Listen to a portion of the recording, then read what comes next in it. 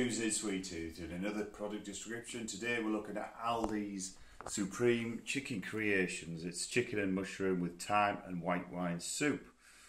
So onto the back of it. So onto this, it's a pull ring soup. Now, believe it or not, this is really, I think this would probably be as good as maybe even high, something like that. So pop it in the microwave, don't forget to put your cover on it. Pop it in. Now, the description says it's got to be, this is a 900 watts, so you're looking at 1.5 minutes to 1.5 minutes. So call it that. So we'll pause that, we'll see what it looks like. Okay, we're going to take this out of the microwave now. Looks really good. I think we'll go get a nice soup spoon covered.